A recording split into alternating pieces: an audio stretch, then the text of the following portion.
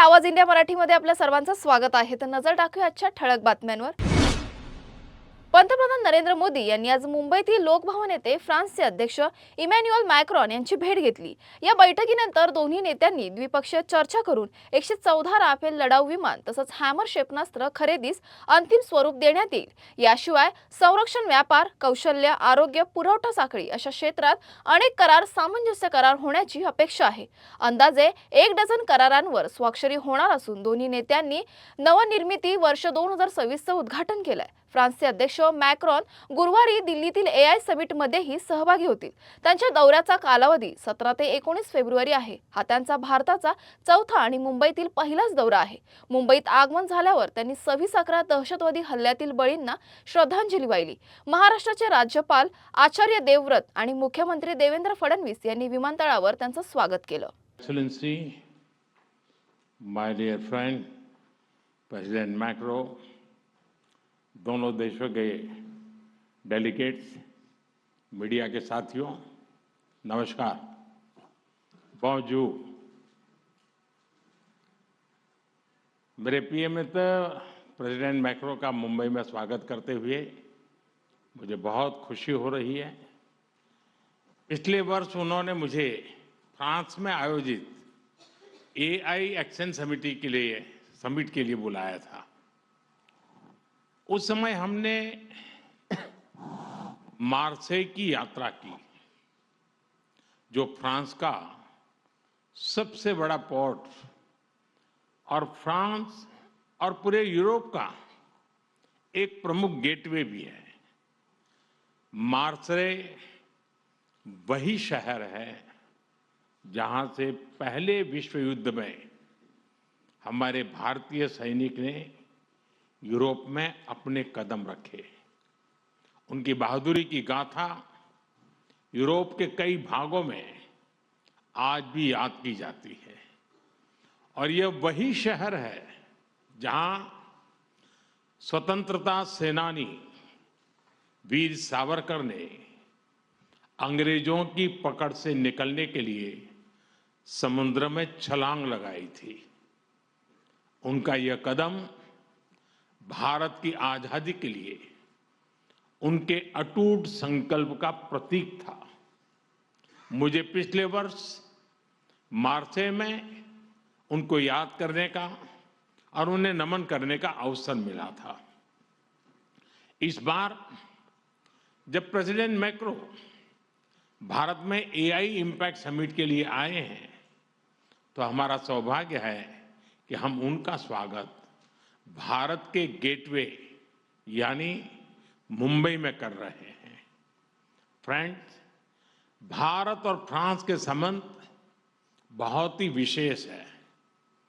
France Bharat के सबसे पुराने strategic partners में से एक है और प्रेसिडेंट मैक्रो के साथ मिलकर हमने इस स्ट्रेटेजिक पार्टनरशिप को अभूतपूर्व गहराई और ऊर्जा दी है।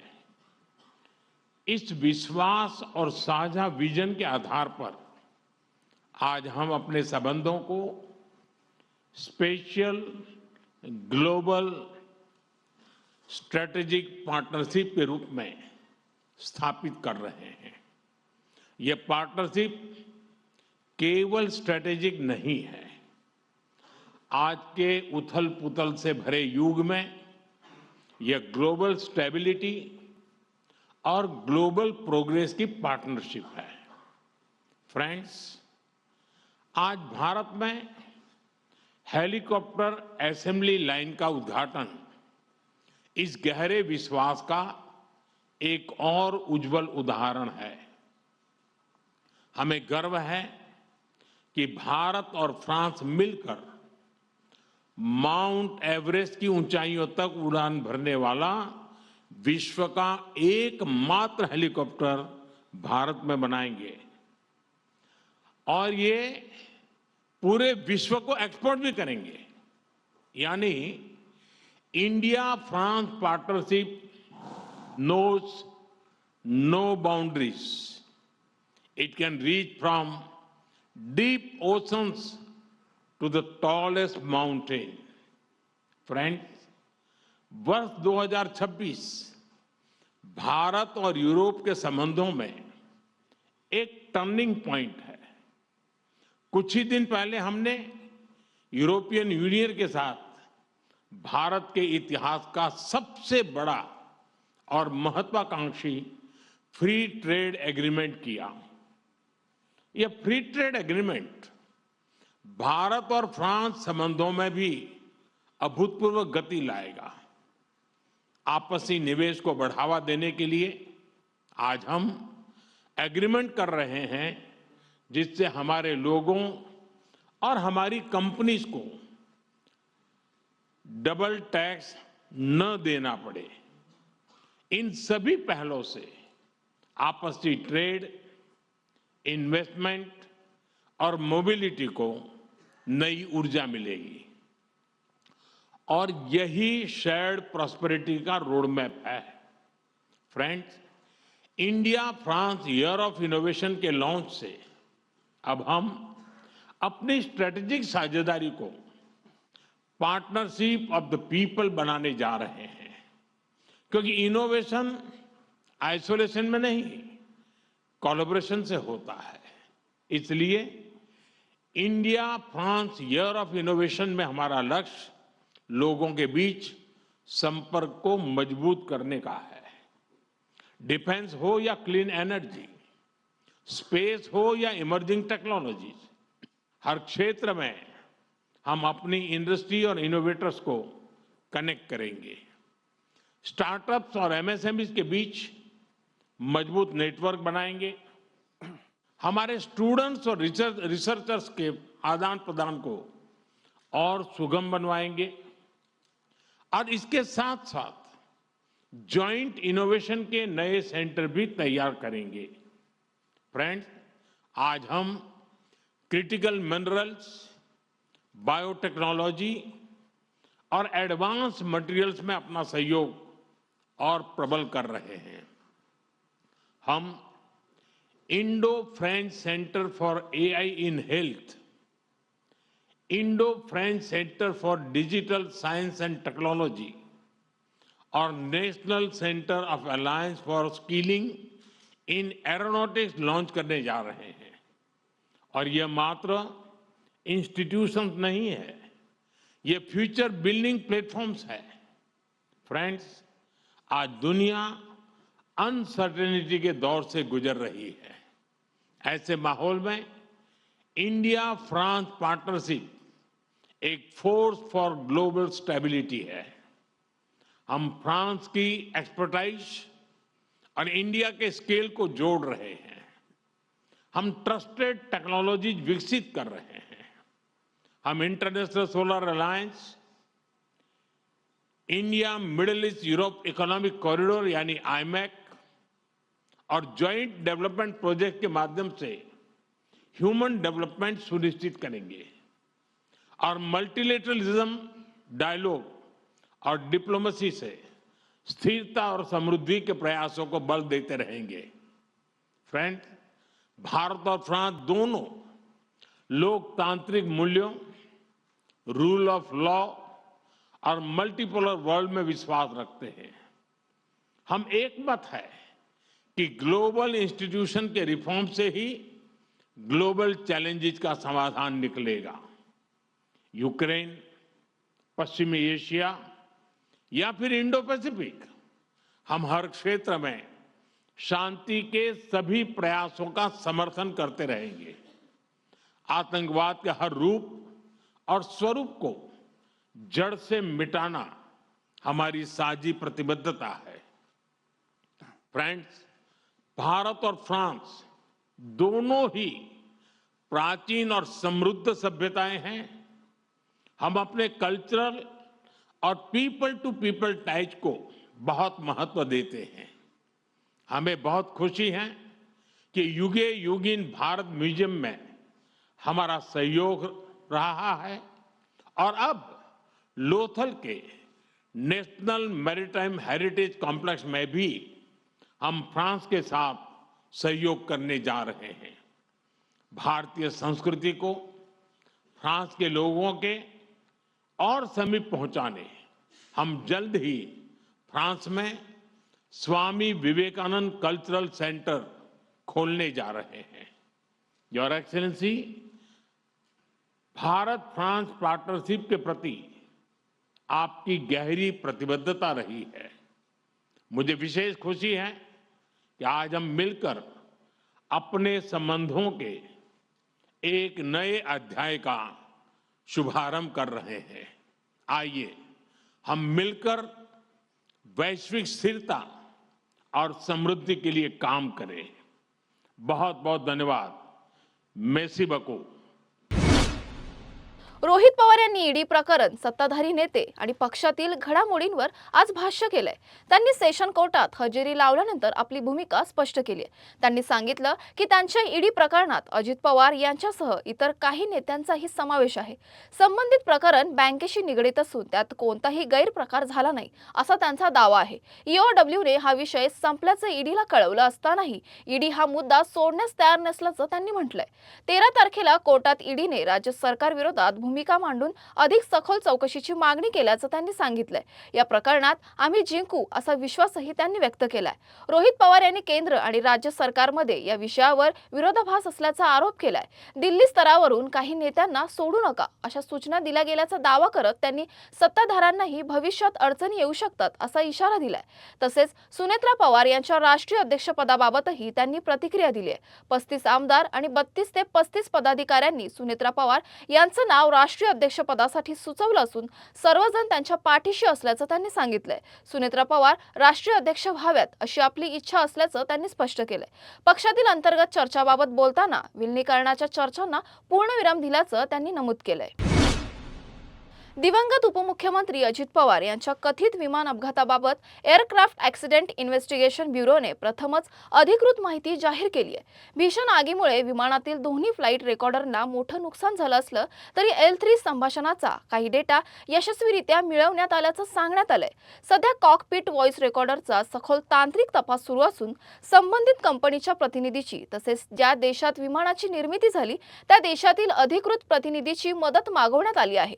तपास प्रक्रियेवर विश्वास ठेवण्याचं आवाहन करत AIBने तर्कवितर्क टाळण्याची विनंती केली आहे. दरम्यान राष्ट्रवादी काँग्रेस शरद पवार गटाचे आमदार रोहित पवार यांनी सांगितलं की त्यांनी केंद्रीय गृहमंत्री अमित शहा आणि नागरी उड्डाण मंत्र्यांशी संपर्क साधून त्यांच्याकडे असलेले पुरावे सादर केले आहेत. या पुराव्यांचा योग्य वापर होईल अशी अपेक्षा त्यांनी व्यक्त केली आहे.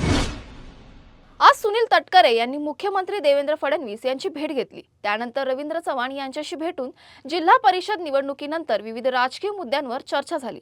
तटकरे यांनी पुढील काळात एकत्र अनेक ठिकाणी सत्ता स्थापन करण्याचा इरादा असल्याचं सांगितलं.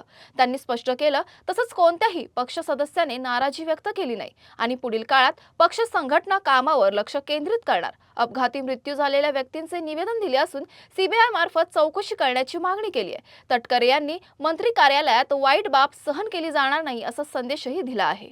भारतीय जनता पक्षाचे राज्याचे प्रदेशाध्यक्ष सन्माननीय रवींद्रजी चव्हाण साहेब आले होते.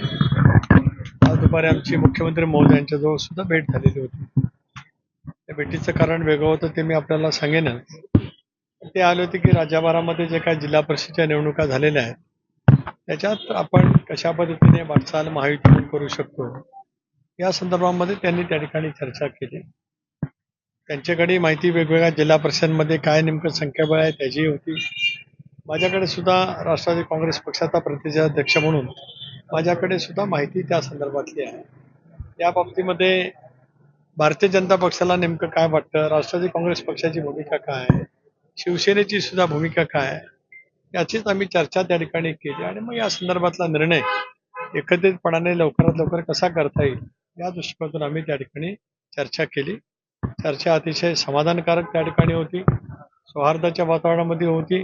भारतीय जनता पक्ष एक आमच्या इंडियामधला प्रमुख पक्ष आहे आणि स्वाभाविकपणाने मित्रपक्षांचा सन्मान आदर हे करण्याच्या दृष्टिकोनातूनच अत्यंत चांगल्यापैकी चर्चा त्या ठिकाणी झाली.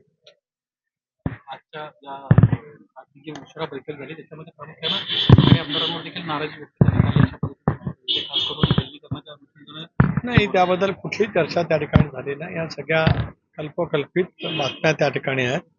अतिशय एकत्रितपणाने एकसंघपणाने विधिमंडळ राष्ट्रवादी काँग्रेस पक्ष, राज्यातला राष्ट्रवादी काँग्रेस पक्ष ज्या धीरोदात्त पद्धतीने संयमाने आणि योग्य ती भूमिका घेत वहिनी उपमुख्यमंत्री पदावरती संघटनेची धुरा ज्या पद्धतीने वाहत आहेत त्याबद्दलचा विश्वासही व्यक्त करण्यात आला आणि त्यांच्या पाठीमागे ठामपणाने सर्वांनी उभं राहावं आणि पक्ष संघटना मजबूत करावी एवढं तर कालच्या बैठकीचं सार होतं. याचा वृत्तांत मी त्या ठिकाणी दिला. आज माननीय मुख्यमंत्री महोदयांची मी, आमच्या उपमुख्यमंत्री सुनेत्रा वहिनी, राष्ट्रीय कार्याध्यक्ष प्रफुल्लभाई, ज्येष्ठ मंत्री हसन मुश्रीफ आणि पार्थ पवार आम्ही मुख्यमंत्री महोदयांची भेट घेतली आणि दादांचा जो अपघाती मृत्यू झाला या संदर्भामध्ये आम्ही त्यांना एक निवेदन दिलं की या संबंध प्रकरणाची सीबीआय मार्फत चौकशी त्या ठिकाणी करावी असं मुख्यमंत्री महोदयांना आम्ही निवेदन त्या ठिकाणी दिलं. मुख्यमंत्र्यांनी आम्हाला आश्वस्त केले की उद्या केंद्रीय गृहमंत्र्यांच्याकडे राज्य सरकारच्याकडनं या संदर्भामध्ये पत्रव्यवहार केला जाईल आणि ही सगळी चौकशी राष्ट्रवादी काँग्रेस पक्ष सीबीआयच्या मार्फत जी काही करू इच्छित आहे त्या संदर्भात त्यांच्याकडनं मुख्यमंत्री या नात्याने पावलं उचलली जाणार आहे. राज्यात शिवजयंतीच्या तयारीला जोर आला आहे आणि शिवप्रेमी मोठ्या उत्साहात सहभागी होतात. मात्र 2 दिवसापूर्वी काँग्रेस प्रदेशाध्यक्ष हर्षवर्धन सपकाळ यांनी छत्रपती शिवाजी महाराज यांचा उल्लेख करत टिपू सुलतानचे कार्यही गौरवले, ज्यामुळे विवाद निर्माण झाला. सपकाळ यांनी त्यांच्या वक्तव्यात शिवाजी महाराजांचा गौरव करत टिपू सुलतानच्या कार्याचं कौतुक केलं होतं. यावर भाजप नेते आणि आमदार यांनी सपकाळ यांचा निषेध केला आणि काही विशिष्ट समुदायाच्या व्होट बँकेसाठी असं वक्तव्य केलं असल्याचा आरोप केला. सपकाळ यांनी यावरून सांगितलं की त्यांच्या वक्तव्याचा विपर्यास केला गेलाय आणि भाजपने खोडसाळपणा केला आहे. तसेच शिवप्रेमी बांधवांच्या भावना दुखावल्यास मी दिलगिरी व्यक्त करतो असंही सपकाळ यांनी स्पष्ट केलं आहे. उपमुख्यमंत्री एकनाथ शिंदे यांच्यावर विडंबनात्मक गीत सादर केल्याप्रकरणी कॉमेडियन कुणाल कामरा आणि शिवसेना नेत्या सुषमा अंधारे यांनी विधिमंडळाच्या हक्कभंग समितीसमोर हजेरी लावली. मात्र मूळ तक्रारदार भाजप नेते प्रवीण दरेकर अनुपस्थित राहिल्याने सुनावणी पुढे ढकलण्यात आली असून पुढील सुनावणी 10 मार्च रोजी होणार आहे. ठाणे की रिक्षा चेहरे पे दाढी या आशयाचे विडंबनात्मक गीत कुणाल कामरा यांनी मुंबईतील एका स्टुडिओमध्ये सादर केलं होतं. हेच गीत सुषमा अंधारे यांनी सोशल मीडियावर शेअर करत गायल्यानंतर प्रवीण दरेकर यांनी दोघांविरोधात हक्कभंग प्रस्ताव मांडला होता. वर्षभरानंतर मुंबईत येत कुणाल कामरा यांनी समितीसमोर उपस्थिती लावली. यावेळी ते म्हणाले की ते संविधानाचा आदर करतात आणि पुढील सुनावणीलाही उपस्थित राहून आपली बाजू मांडतील. सुषमा अंधारे यांनी आरोप केला की गद्दार हा शब्द चर्चेत राहावा यासाठी भाजप नेत्यांनी हक्कभंग प्रस्ताव आणला. त्यांनी असंही नमूद केलं की स्टुडिओमध्ये तोडफोड झाल्यानंतरही त्यांच्या विरोधात आरोप स्पष्ट करण्यात आले नाहीत. मूळ तक्रारदाराची साक्ष आधी नोंदवली जावी अशी त्यांनी मागणी केली आहे. भांडूप रेल्वे स्थानकाजवळ 2 महिन्यांपूर्वी झालेल्या बेस्ट बस अपघातानंतर प्रशासनाने वाहतूक नियंत्रणासाठी महत्त्वपूर्ण निर्णय घेतले आहेत. स्थानकाच्या पश्चिमेकडील बाजूस रिक्षांसाठी सीमारेषा आखली गेली असून ही ओलांडणाऱ्या रिक्षा चालकांकडून 1500 रुपयांचा दंड आकारला जातोय. यामुळे रिक्षांच्या अनियंत्रित गर्दीवर काही प्रमाणात नियंत्रण मिळाले आहे. अपघातापूर्वी स्थानक परिसर फेरीवाल्यांनी व्यापलेला असल्याने पादचारी आणि प्रवाशांना अडचणींचा सामना करावा लागला होता. प्रशासनाने फेरीवाल्यांवर कारवाई करून रस्ते मोकळे केले, ज्यामुळे नागरिकांना मोठा दिलासा मिळालाय. तरीही बेस्ट बसचे स्थानकाबाहेरील धोकादायक वळण अद्याप सुटलं नाहीये, जे प्रवाशांच्या सुरक्षेस धोका देत आहे. स्थानिक रहिवाशांनी रिक्षाबंदीचे स्वागत केले असून रिक्षा चालकांनी प्रशासनाला सहकार्य करावे असा आग्रह व्यक्त केला आहे. प्रसिद्ध लेखक आणि अभिनेते सलमान खान यांचे वडील सलीम खान यांची अचानक तब्येत बिघडली असून त्यांना उपचारासाठी रुग्णालयात दाखल करण्यात आले. सलीम खानच्या प्रकृतीबाबत अद्याप कोणतीही अधिकृत माहिती जाहीर केली नाही. आज सकाळी सलमान खान रुग्णालयाबाहेर कडक सुरक्षेत दिसला. त्यांच्या आगामी चित्रपट बॅटल ऑफ गलवानच्या चित्रीकरणात व्यस्त आहे. रुग्णालयाबाहेर सलमानचे व्हिडिओ व्हायरल होताच चाहत्यांमध्ये चिंता निर्माण झाली. सलमानने माध्यमांशी संवाद साधला नाही. या व्हिडिओमध्ये त्याच्या चेहऱ्यावर तणाव स्पष्ट दिसतोय. दुसऱ्या व्हिडिओमध्ये निर्माते अतुल अग्निहोत्री देखील लीलावती हॉस्पिटलमध्ये जाताना दिसलेत. सध्या सलीम खान यांना नेमकं कोणत्या कारणास्तव रुग्णालयात दाखल केलंय याची अधिकृत माहिती उपलब्ध नाही. महाराष्ट्राच्या सांगलीची स्मृती मानधना भारतीय महिला क्रिकेट संघाच्या आघाडीची फलंदाज 2025 साली BBC Indian sportswoman of the year पुरस्कारासाठी निवड झाली आहे. भारतीय महिला संघाने 2025 साली एकदिवसीय क्रिकेट विश्वचषक जिंकत इतिहास रचला आणि स्मृती मानधना हिने या विजयात महत्त्वपूर्ण योगदान दिलं. स्मृती मानधना सध्या भारतीय संघासोबत ऑस्ट्रेलिया दौऱ्यावर असल्यामुळे सोमवारी दिल्लीत झालेल्या पुरस्कार सोहळ्यात प्रत्यक्ष उपस्थित राहू शकली नाही. त्यांनी ध्वनी चित्रफितीच्या माध्यमातून पुरस्कार पुरस्कारासाठी निवडीबद्दल BCCIचे आभार मानलेत. 29 वर्षाची स्मृती मानधना ही भारतीय महिला क्रिकेटमधील सर्वात यशस्वी खेळाडूंपैकी एक असून महिला क्रिकेटमध्ये सर्वाधिक शतक करणाऱ्या खेळाडूंपैकी दुसऱ्या स्थानावर आणि सर्वाधिक धावा करणाऱ्या महिला क्रिकेटपटूंपैकी तिसऱ्या स्थानावर आहे.